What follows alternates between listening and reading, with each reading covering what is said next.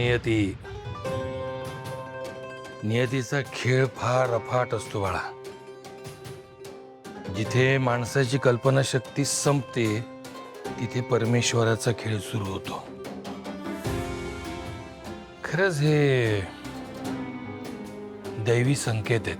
तुम्ही म्हणता ते अगदी खरं आहे बाबा, पण तुम्हाला अजिबात कल्पना नाहीये तिथे गेल्यावर माझी अवस्था काय झाली होती. इतक्या वर्षांनंतर मी त्या घरात पाऊल ठेवलं. माझं मन मला सारखं जाणीव करून देत होतं की ते घर, ती माणसं आता माझी राहिली नाहीयेत. पण तरी काही क्षणांसाठी का होईना ते सगळं विसरून मी तिथे रमत होते बाबा.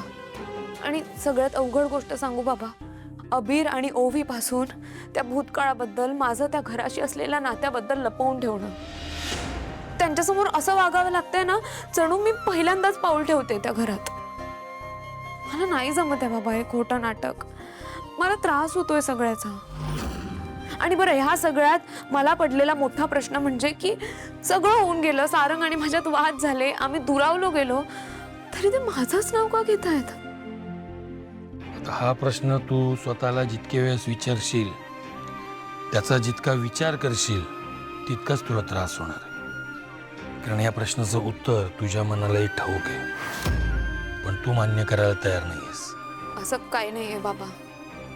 आणि डॉक्टर पण म्हणालेत ना की त्यांचा मेमरी लॉस झालाय. त्यांची स्मरणशक्ती जुन्या आठवणींमध्ये अडकून पडली आहे, म्हणून ते जुन्या गोष्टींबद्दल बोलत असतील. बाकी दुसरा काही अर्थ नाहीये.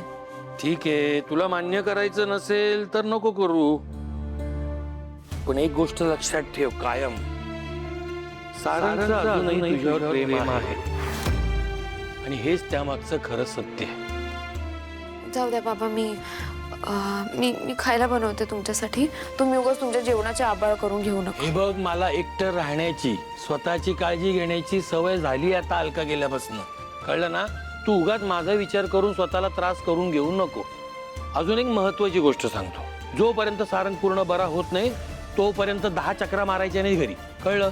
बाबा, मी घेईन त्यांची काळजी, पण तुम्हाला कसं एकटं सोडणार आहे मी. साऊ, सारंगला तुझी नितांत गरज आहे. तू सतत त्याच्या सेवेत राहायला हवं, कळलं. कोणता क्षण, कोणती वेळ, तुझं कोणतं वाक्य ऐकून तू डोळे उघडेल सांगता येत नाही, कळलं.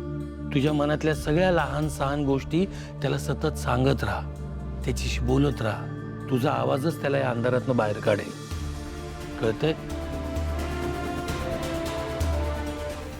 सारंगची कशी आहे ग तब्येत? म्हणजे हाताची वगैरे हालचाल झाली, पण त्या पुढे काही सुधारणा?